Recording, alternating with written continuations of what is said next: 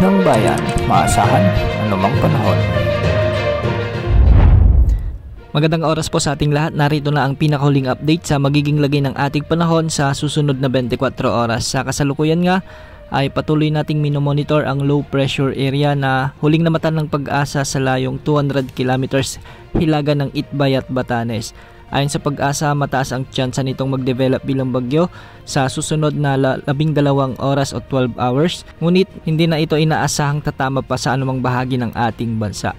Kung sakali mang mabuo ito sa loob ng ating area of responsibility ay tatawagin ito bilang bagyong Auring, ang pinakaunang bagyong mabubuo sa loob ng ating area of responsibility ngayong 2025. Ngunit ang isa namang senaryo ay kung hindi ito naging bagyo sa susunod na 12 oras at patuloy na kumikilos sa bahagi ng Taiwan, ay posibleng magiging LPA na lamang ito at unti-unti nang malulusaw dahil sa unfavorable na kalagayan ng mga karagatang dadaanan nito at sa posibilidad ng pagtama nito sa mga kalupaan. Dahil nga sa umiiral na habagat, asahan na ang mga pag-ulan dulot ng habagat sa Pangasinan, Zambales at Occidental Mindoro. Kaya ang mga lugar na ito ay pinapayuhang maging alerto sa banta ng mga biglaang pagbaha o pagguho ng lupa, lalo na kung may mga katamtaman hanggang sa malalakas na pag-ulan.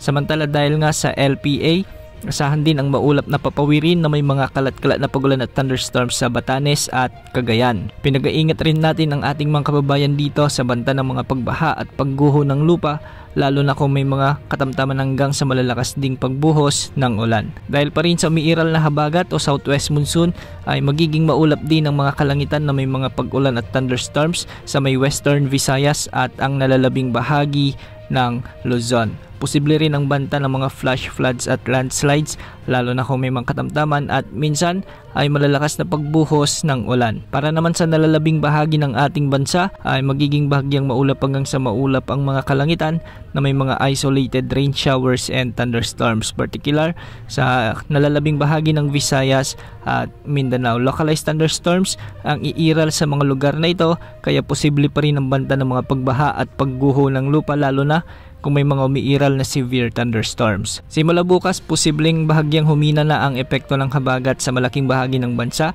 dahil sa patuloy na paglayo ng mga weather systems gaya ng bagyo at ng LPA na humihila dito. Asahan muli ang pag-iral ng easterlies o yung mainit na hangin mula sa karagatang Pasipiko sa mga susunod na araw, kaya magiging maalinsangan muli ang malaking bahagi ng bansa pagsapit ng susunod na linggo. Para naman sa lagi ng mga pag-alon sa ating karagatan, walang nakataas na gale warning, ngunit magiging katamtaman hanggang sa maalon ng mga karagatan sa northern at western sections ng Luzon at posibleng umabot hanggang 3.1 meters ang mga pag-alon. Para naman sa mga baybayin ng Visayas at nalalabing bahagi ng Luzon ay posible ang mga pag-alon hanggang 2.1 meters at sa mga baybayin naman ng Mindanao ay posible ang mga pag-alon hanggang 1.2 meters. Yan ang update sa lagay ng panahon. Ito po ang weather update ng bayan, maasahan anumang panahon.